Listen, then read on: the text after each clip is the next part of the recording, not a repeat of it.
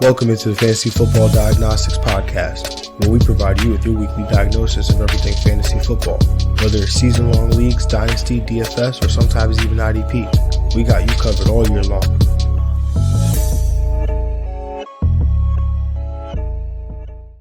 Let's do it. Let's get to it. Welcome into the Fantasy Football Diagnostics Podcast. And of course, I'm your host, John Jr., and without a doubt, on this Friday afternoon, evening, got my guy, Greg Penniman. Greg, what's shaking, man? What's going on? Chilling, got a little switch up, little Friday, but I'm here. I'm ready to go. It was a very interesting game last night. A lot of good things happened for the stars of the Colts. Hopefully, I will wish, Mike White could have finished that out, man. That Tom Brady Jr. was on his way to another historic day, man. I hope he comes back healthy and is able to start next week. Yeah, man. We were talking before the show, after the show, like the listeners could have gotten a full, view of John tilting live because I was tilting really hard last night. Greg is a witness about who to start in my Superflex league, Mike White or Jordan Love, who we will talk about later. And I was feeling real good. Through that first quarter, throws that touchdown pass. I'm like, oh, we already got 95 yards in the touchdown. Crazy. Really felt like he would have thrown for 400 yards. But obviously, we're talking about the game, which for the most part, the score looked a lot closer than the game actually was. The Colts end up winning 45-0.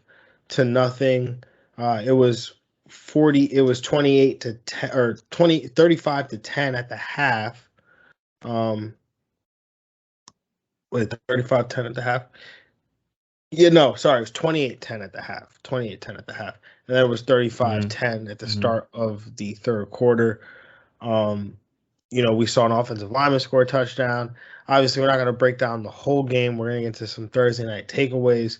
But Thursday night takeaway for me, the first one is it's got to be Jonathan Taylor. 19 carries, 172 yards, 2 touchdowns. Also added some work in the passing game, 2 catches for 28 yards there.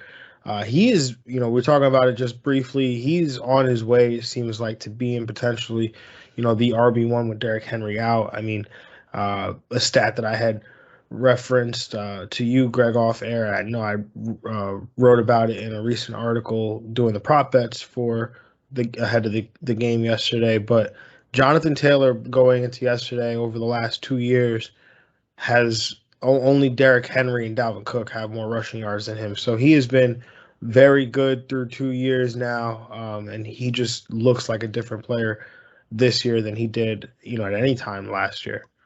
Yeah, absolutely. Since that stretch of last year and into this year, his last 15 games, man, he has 14 rushing touchdowns. He's been absolutely money. The healthy scratch for Marlon Mack, so that just kind of also give the confidence of the coaching staff to trust JT. And even in a blowout game, a game script game where they could have lowered his touches in the second half, they kept going to him, and he keeps making big plays. His explosiveness is what puts him in that top by one category. Was that he can at any point break out for an 80-yard touchdown.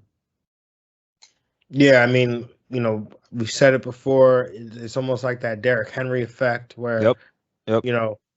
It's like he's having a good day, but then all of a sudden he breaks his 78-yard touchdown run, and now it's over 170 rushing yards, and you're like, okay, right? So, you have to love that. Got to love the involvement in the pass game too. It's like every week he's getting 2 or 3 receptions. Over 20 yards receiving. You got to love that as well. And there is an opportunity for more here because JT, those goal line touches, man, we got to convert. Greg, any other Thursday night takeaways for you in this one? Definitely Michael Pittman. I mean, he's continuing to find the end zone. I think that's 4 touchdowns in the last 3 games. He's been an excellent value at the receiver, his ADP early in the year, and he's kind of extended to being this alpha all year consistently. And the receivers on the Jet side is, Elijah Moore stepping up, kind of having his breakout game. He had a good game last week, but even with Corey Davis out, it seems like the offense is trying to trust him more and more. Yeah, he had the mini breakout last week and had the full blown breakout yesterday. It seems, having a 2 touchdown day there for the Jets. Eight targets, I believe it was. 8 targets. Yep. 84 receiving yards there. My takeaway is how good the Jets offense looks without Zach Wilson. I mean, yeah, man, it's 2 games. That's got to be a takeaway there for me.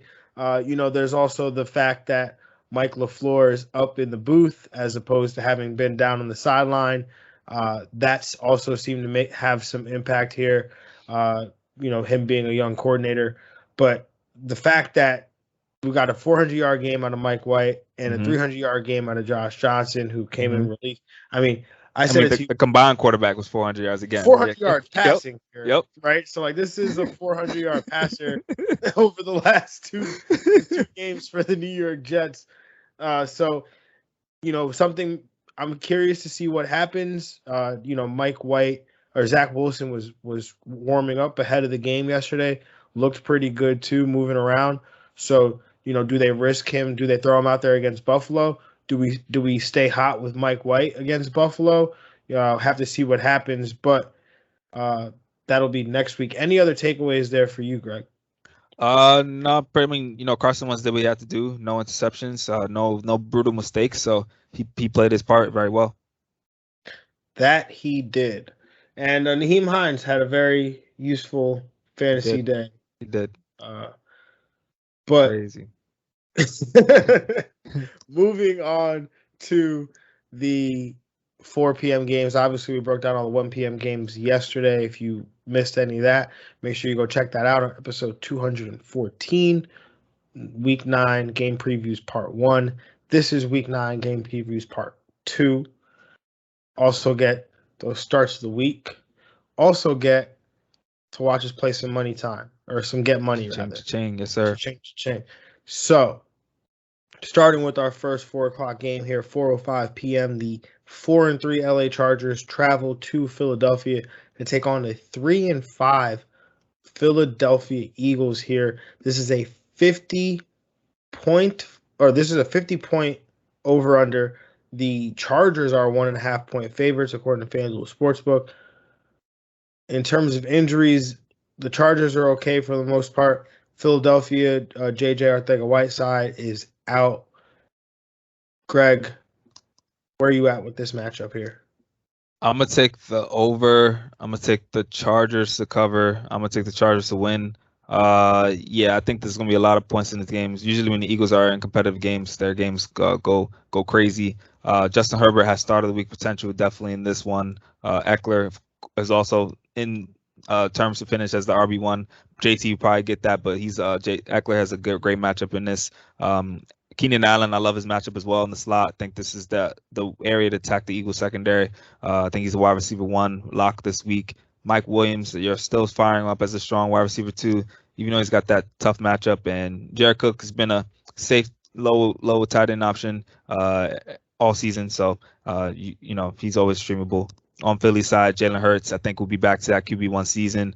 The Eagles just didn't. That wasn't the game script for them. They're not going to have that game script again. They're not going to play another Detroit Lions, basically. They don't have Houston on the schedule, so it should be more competitive games each week. Matchup is great for the running backs. Chargers give up 132 rushing yards a game. That's a league high. Jordan Howard, I think, has a little more upside than Boston Scott. They're both RB3s, though, but with some RB2 upside, depending on who gets that red zone goal line work. They were 50-50 split in carries last week. Both of them had 12 carries. So either one, I think you can plug and play. Not trusting any of the receivers anymore. I mean, I would, take a more favorable matchup over Devontae Smith. If you're forced to throw Smith in there, I guess you have to, but I'm not happy about it right now. I would try to fade it. It's just I have to see it. Like, Devontae Smith has just been given a lot of opportunities at this point. With a lot of good matchups. The peripherals is still good, but something's not clicking right now.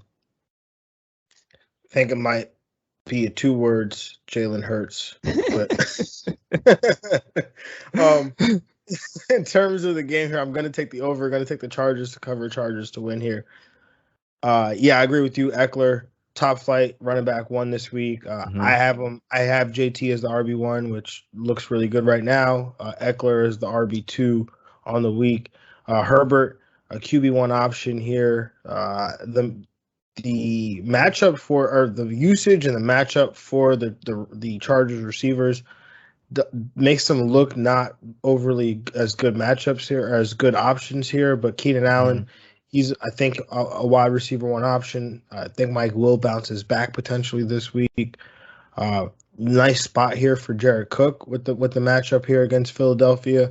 On the Philly side, Jalen Hurts does have a tough matchup on paper because the Chargers are good against the pass, but that's obviously not how we expect Jalen Hurts to get done. Nope. So definitely still look at him as a QB1 option.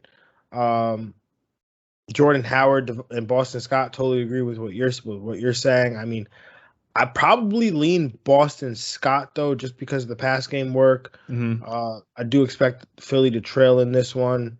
I don't see how they're getting 1.5 points here against the Chargers.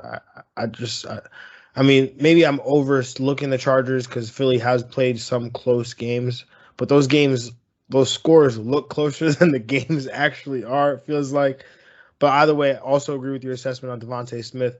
The peripherals look great, right? Like the route participation, the target share, like all of it until it comes down to like the box score. Yeah.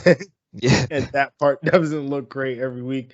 So I agree with you. This matchup is tough. I'm not really trying to throw him out there not especially with the lack of production over these last pretty much on the season since like week 1. So I think better weeks are ahead. He's probably somebody that you could buy low right now because there are some better matchups down the stretch, and he's been frustrating, I'm sure, to the Devontae Smith managers, and they might be willing to let him go. Yeah, absolutely. Moving on to this next game, 4:25 p.m., the 7-1 Green Bay Packers travel to Kansas City to take on the 4-4 Kansas City Chiefs. The Chiefs are 7-point favorites in this one. In terms of the injuries, Aaron Rodgers is out with COVID for the Packers, so Jordan Love will get his first NFL start. Isaac Yiadom is out with COVID as well. A defensive tackle or defensive lineman, Dean Lowry, he's a limited participant in practice with a hamstring. And on Kansas City, Mike Remmers is out with a knee injury, and then Clyde Edwards-Helaire, who's also dealing with a knee injury, is on the injured reserve. Seems like he's a couple weeks away from potentially playing, so just something to note there. In terms of the game here, I'm going to take the over. I'm going to take Green Bay to cover. I'm going to take Kansas City to win this game. Jordan Love getting his first start. I see him as a quarterback 2 option. I'm still trusting Devontae Adams and Aaron Jones to be top options at their positions. I mean, I just take this back to my offseason approach with how I looked at the Packers. When there was all these rumors of if Jordan Love or if Aaron Rodgers was going to come back or not. So, and at that time I said, hey, this is going to be a very concentrated offense, a lot of Devontae Adams, a lot of Aaron Jones, almost similar to how the Saints have run it without Drew Brees, with Michael Thomas and Alvin Kamara. So I don't see any other reason why it doesn't go that way. I think A.J. Dillon probably has a role here as well as a potential RB3 option. On the Chiefs side, Tyreek Hill, Patrick Mahomes, Travis Kelce, all ones at their respective positions. Darrell Williams, he's an RB2. I think Mecole Hardman, he's been solid over these last few weeks. I have him as a wide receiver 3 headed into this matchup here. And then Derek Gore is super intriguing to me. He looked really good in limited action last week. Saw 11 carries, 48 yards, and a rushing touchdown. But he's probably not somebody I'm starting this week. He's definitely somebody I'm going to stash, and I want to see is this something? Does he take this job away from Darrell Williams, or put it in a spot where he has more work than Darrell Williams? Be mindful though, not involved in the pass game, so something to note there. But Greg, where are you at with this matchup? Yeah, I'm gonna take the under. I'm gonna still take the Packers to cover, but I'm gonna take the Chiefs to win. It's tough. I mean, I was really upset. This would have been the first game Aaron Rodgers versus Pat Mahomes. Like, crazy, man. I don't know why Rodgers never plays in these games. right? Like I don't know, man. I know, right? it's like Rodgers versus Brady. He like never plays. Yep. Crazy. But yeah, on the Packers side, obviously, everyone is going to get slightly downgraded, with Aaron Rodgers being out. But I do like Devontae Adams to still eat and Aaron Jones to be a low in RB1. I think they will call a run-heavy game. It seems like when they are handicapped, Matt LaFleur does like to run the ball a little more. So I do like A.J. Dillon as well to have some get you a top 30 week. And, of course, Devontae, you're playing him without a doubt. On the Chiefs side, it's Mahomes, Hill, and Kelsey. And yeah, I agree with you with Darwin being a high in RB2. He's still getting a lot of work. Chiefs ran the ball a lot last week as well. So we'll see how they play here. I think they'll start passing a little more. They have better matchups. And yeah, Derek Gore is definitely. I'm on the wait and see mode. I do like him as an ad though for sure, especially how they see when Clyde comes back or how he's used in this game. Yeah, definitely something to watch there. The next 425 game, the 7-1 Arizona Cardinals traveling to San Fran to take on the 3-4 San Francisco 49ers. This game has a 45.5 point total. That total dropped. I forget what it was earlier, but it definitely dropped. The San Francisco 49ers are 2-point favorites, and that shifted. And that tells you that we referenced it since basically our Thursday night takeaways a week ago. Kyler Murray probably was going to be super questionable for this game. He's listed as a game time decision. He's been called that. He's been labeled a game time decision basically since the week started. Has not practiced all week. He's dealing with an ankle injury. If you saw it, it seems like it's potentially a high ankle sprain. And you know the type of player Kyler is, whether he plays or not. If he does play, this will superbly, very much handicap him in a lot of the things that he'll be able to do. We even saw it on the last play of that game there. So DeAndre Hopkins, also a game time decision with a hamstring injury. Chase Edmonds, limited participant in practice with a shoulder injury. AJ Green and Demetrius Harris, obviously AJ Green wide receiver, Demetrius Harris a tight end. They're both positive for COVID, so they are on the COVID IR list. On the San Fran side, Jeff Wilson Jr. Seems like he's eligible. He could be activated from the PUP this week ahead of this matchup here. Deebo Samuel, he's a limited participant in practice dealing with that calf, which I did see an alert that it seems like it's worse this week than it was the week before. So definitely something to monitor there. Elijah Mitchell, limited participant in practice with a rib injury, did miss a practice earlier this week. So something to note there. But some big news got that today. George Kittle activated off the injured reserve. George, it's good to have you back, brother. In terms of the game here, though, Greg, what do you say? I'm going to take the under with all these injuries. I'm going to take the 49ers cover. I'm going to take the 49ers to win.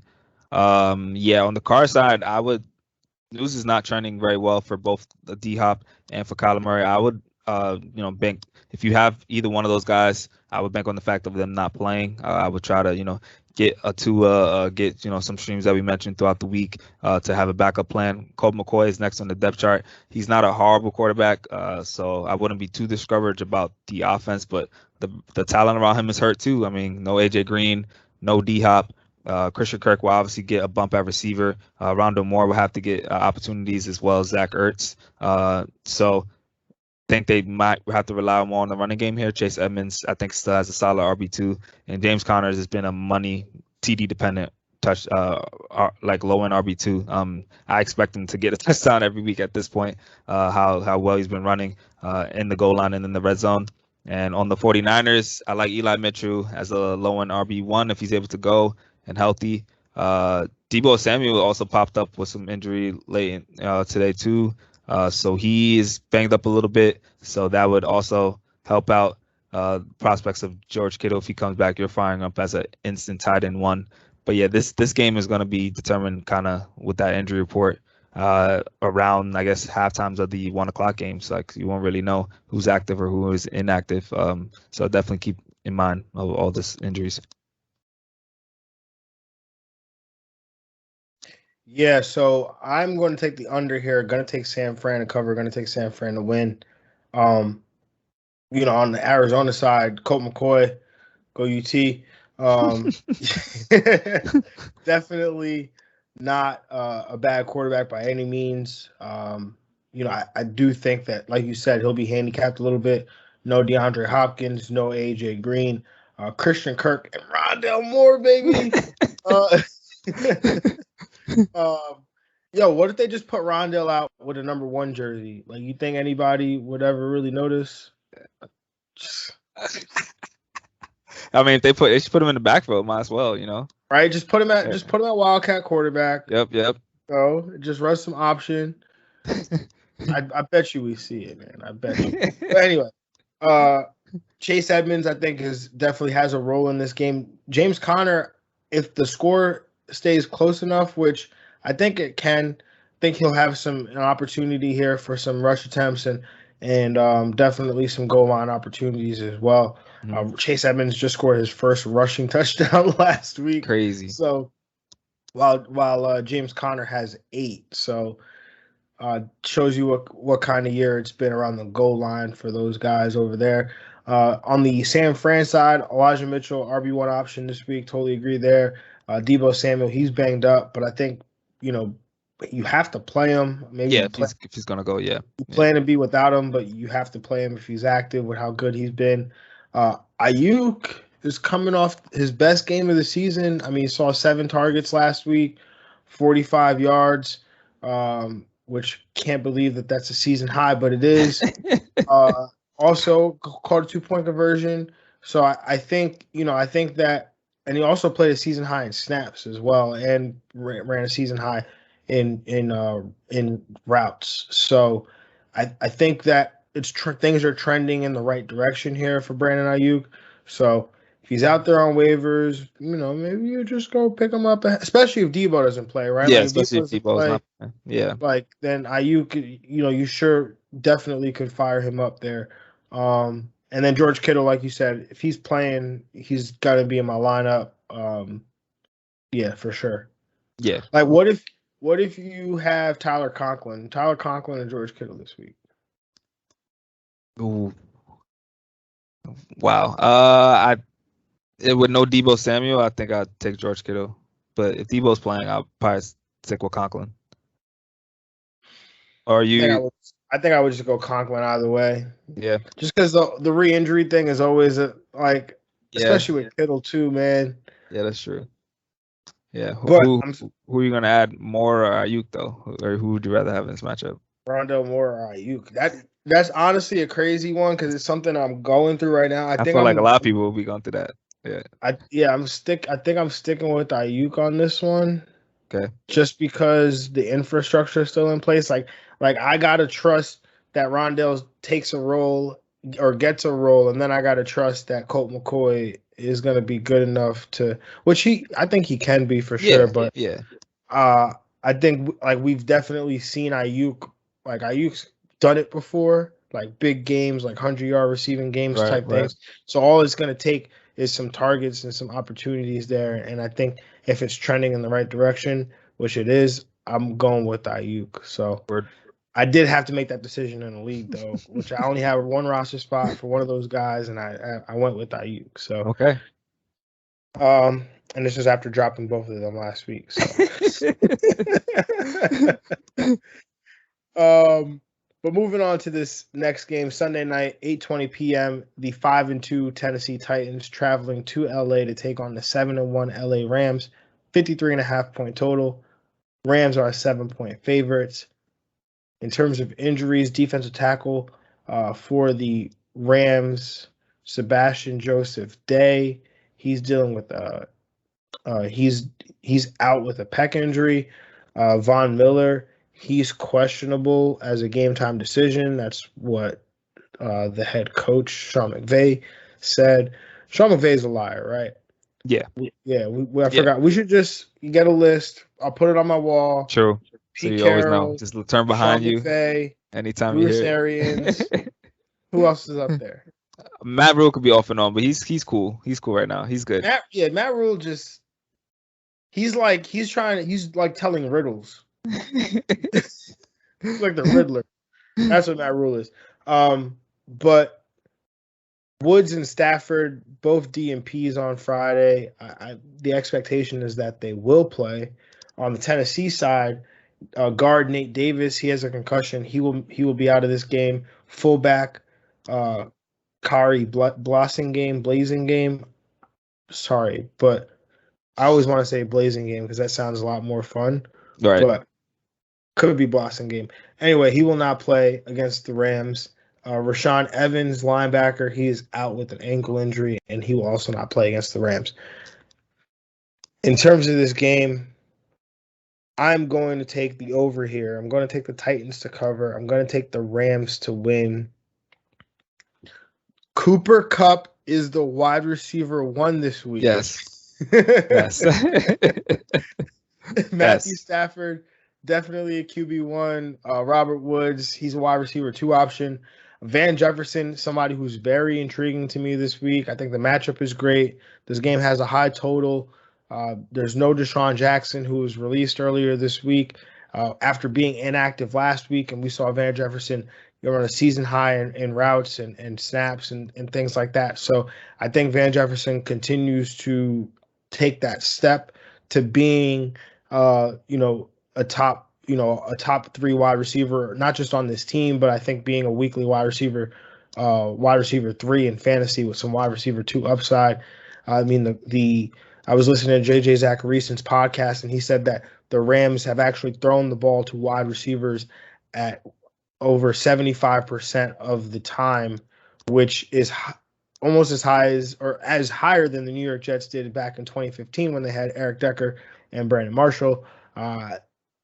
Cooper Kupp and Robert Woods account for 54% of that. There's still some room there for Van Jefferson to eat some of that up. So definitely like that. Darrell Henderson, RB2 option for sure.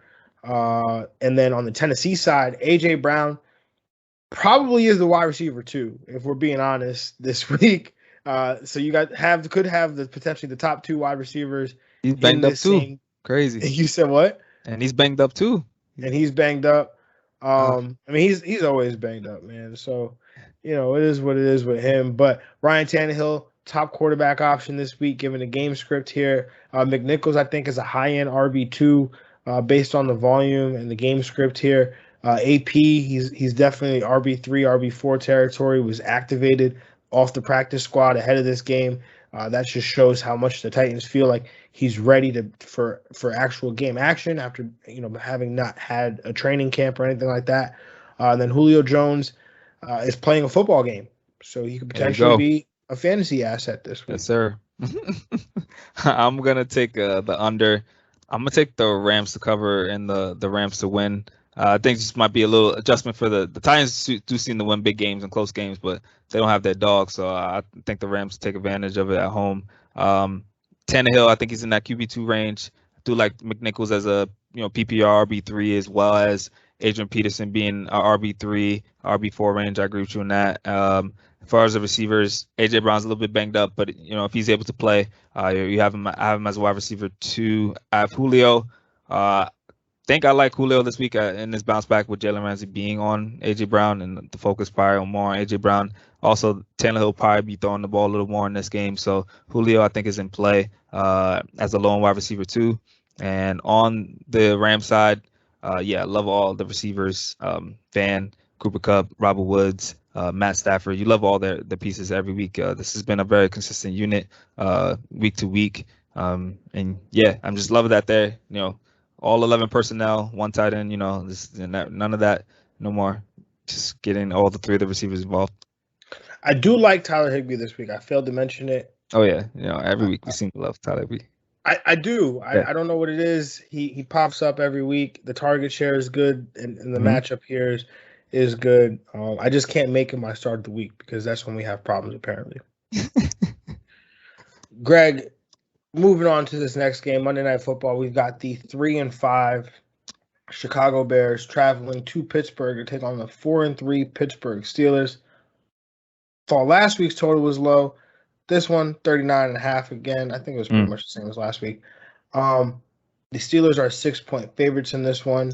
So Vegas not believing that last week was the real Chicago, or maybe they think Matt Nagy wasn't there, so it had everything to do with that. But Eddie Jackson for the Bears, he's a DNP in practice with a hamstring injury on Thursday, as was Khalil Mack with a foot injury. David Montgomery, he's been designated to return. It does not mean he's been activated, but he's been designated, which means he can start practicing and whatnot. So that's ahead of the bye week the Bears have next week. So you can imagine that maybe he's could be ready after the bye or maybe the week after. So something to monitor there. On the Steelers side, Eric Ebron, he was a limited participant in practice Friday with a hamstring injury. And then Big Ben was limited this week with a hip and a pectoral injury. So, Greg, where are you at with this matchup? It's 39, so I'm going to bite and take the over, but I still think it's going to be low scoring. I'm going to take the Bears to cover, but I'm going to take the Steelers to win. On the Bears side, it's the same. I mean, I'm not touching either quarterback, but on the Bears, Khalil Herbert, they like to run the ball. They like to rely on him. I think he's got some high and RB2 upside in this one. And as far as the receivers, we all know Darnell Mooney's the only really relevant pass catcher on the team. So I'll be willing to play him as a wide receiver 3. On the Steelers side, it's Naji Harris, been a beast all year. We got to probably talk about him as being with the Derrick Henry loss as well, him being up there as, RB1 candidate. And Deontay Johnson, I like his matchup. I also like Chase Claypool's matchup a lot this week, and I think they're both in store for wide receiver 2 days. Deontay has a little more upside, but I think Claypool could get in the end zone. Yeah, I'm going to take the under here. I'm going to take Pittsburgh to cover, Pittsburgh to win. On the Chicago side, Khalil Herbert, he's an RB2. The volume has been great there. Mm-hmm. I think Mooney's like a wide receiver 3 or 4. I'm probably going to stay away from that whole side anyway. The matchup's not really great here, and staying away from Justin Fields too. Not really buying what he was selling last week. Yeah, I got to see it 2 times. I got to see it back. Yeah, 2 times in a row, and maybe a third after you were just so bad to me earlier in the year. So we'll see about that. But on the Pittsburgh side, I think Deontay Johnson's in for a monster week this week, top flight option this week at the wide receiver position. Naji Harris, he's a top 5 play. I agree with you. He's in that conversation as being one of the top guys at the position. Claypool is in play, but I also think James Washington's in play as well. I mean, his usage, his production has been on par over these last couple games with Chase Claypool. So definitely think that he could be a sneaky play as well. And then Freiermuth has a tough matchup here, but I think he's still in play. Yeah, you got to keep rolling him out there. Got to cool. All right, man. It's time to get to that money time. Time to get to those starts of the week. Yes, sir.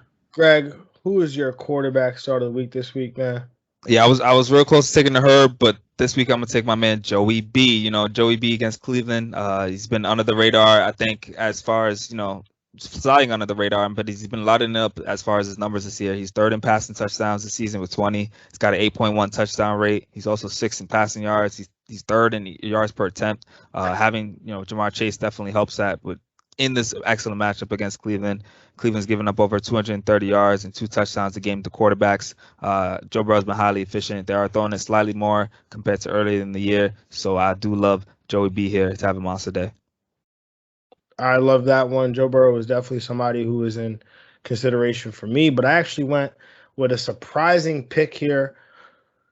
Tua Tagovailoa. Okay. Going up against Atlanta. That's been a hot spot for quarterbacks this year.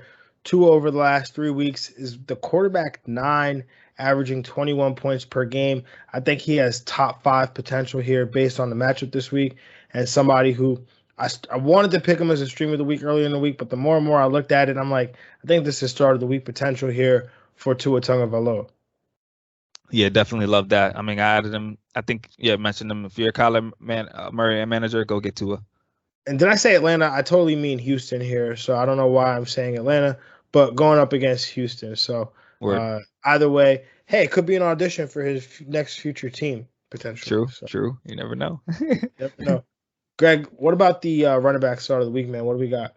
I'm gonna go with Dalvin Cook versus Baltimore. This is a bounce back start of the week here. Outside the PPR RB40, 2 of the last 3 weeks.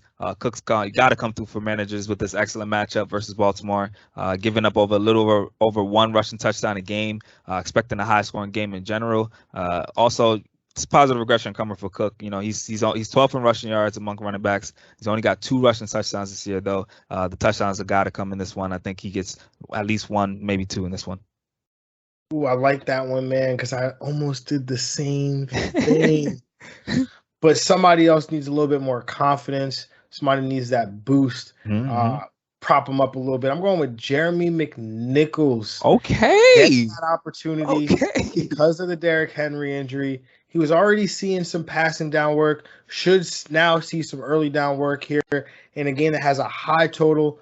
Over the last 3 weeks, the Rams give up the 13th most fantasy points to the running back position.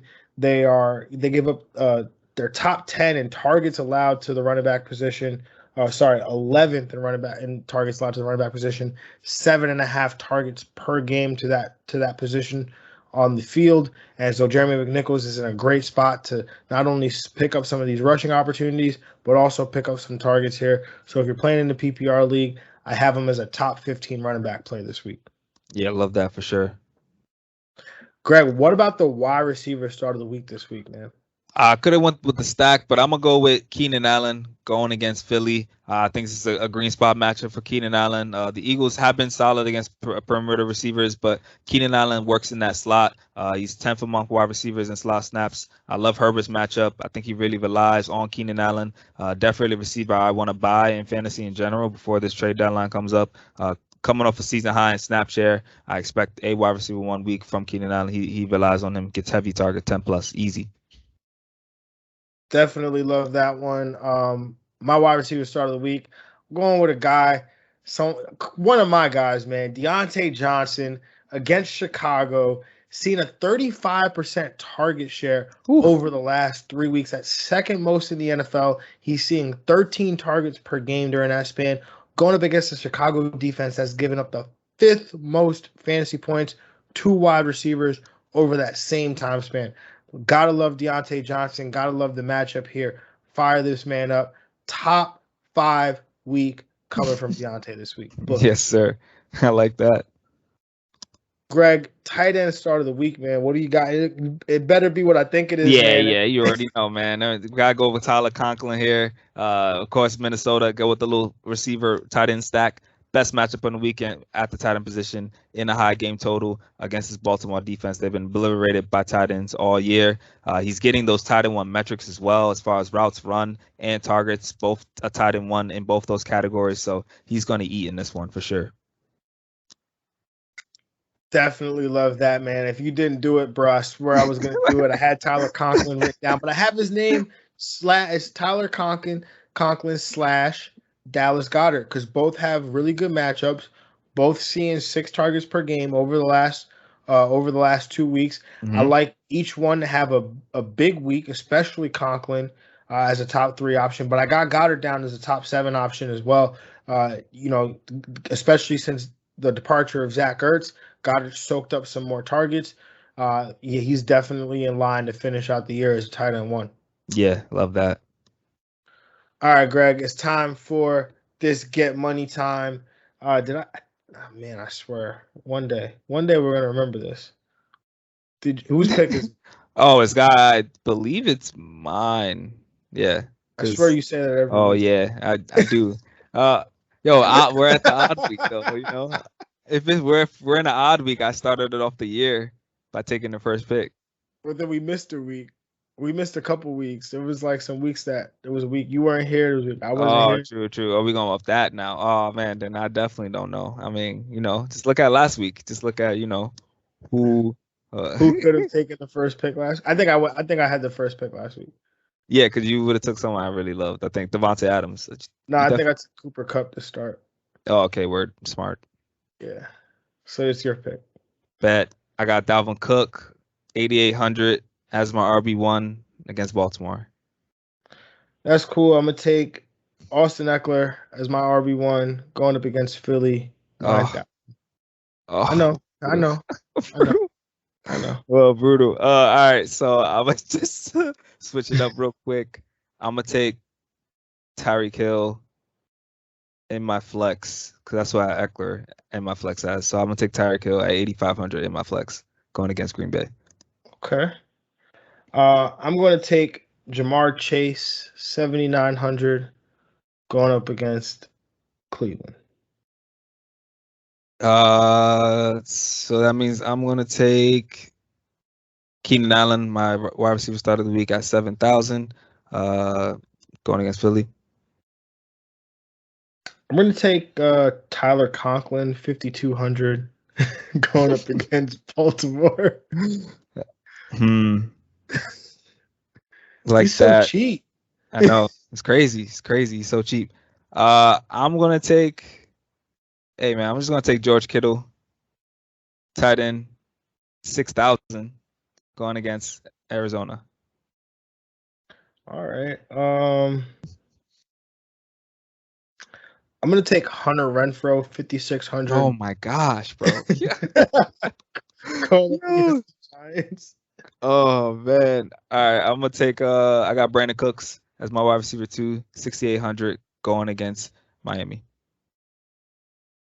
I'm gonna take the Bills defense here, 5,200, going up against Jacksonville. Word. I'm gonna take Devontae Booker as my RB2, 6,300, going against Vegas. Okay.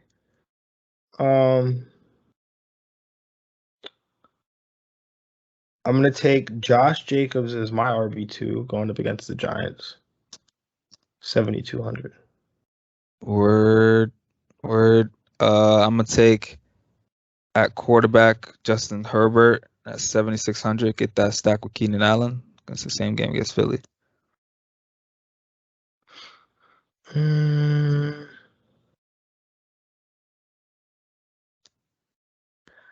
I'm going to take Cordero Patterson in my flex, 7,000. Ooh, that's a good flex. I'm gonna take the Chiefs defense at 3,300, going against Green Bay. I'm going to take at quarterback. Oh man, I have enough to get the stack. You didn't take your quarterback yet, right? No, I took the Herb. Yeah. You took the Herb? Yeah. All right. I'm going to take your quarterback start of the week then and Joe Burrow because I got the money to go up there and get him. And at my last receiver, I had to switch it up fine because I was looking this whole time because Renfrow was supposed to be there. But I'm going to take Kadarius Toney, 5,700 in that same game against Vegas. So yeah, I got a couple stacks in here. All right, lit. It's lit. All right, Greg, why don't you read off the team? I think I frazzled you a little bit, it seems. Yeah, I had to go crazy. I had to switch up. This not look like nothing the lineup I had. Well, this looks like nothing the lineup I had because I didn't have a lineup when we started. So so yeah, I have Justin Herbert at my quarterback, 7,600. Dalvin Cook going against Baltimore at 8,800 as my RB1. Devontae Booker at my RB2 at 6,300. Keenan Allen as my wide receiver 1 at 7,000. Brandon Cooks, my wide receiver 2 at 6,800. Kadarius Toney at 5,700, wide receiver 3. George Kittle as my tight end at 6,000. Tyreek Hill at my flex for 8,500, and the Chiefs defense going against Green Bay at 3,300. alrighty then. Sorry, I just have to switch my lineup around for some time purposes. I got to make it optimal, just in case somebody gets injured or anything. But at my quarterback position, I'm going with Joe Burrow going up against Cleveland, 7,600. Cordell Patterson is in my RB1 slot, 7,000, going up against New Orleans. I got Josh Jacobs against the Giants at 7,200 as my RB2. I got Jamar Chase, 7,900 as my wide receiver 1. Hunter Renfrow, 5,600 as my wide receiver 2. Jamal Agnew, 5,200 as my wide receiver 3.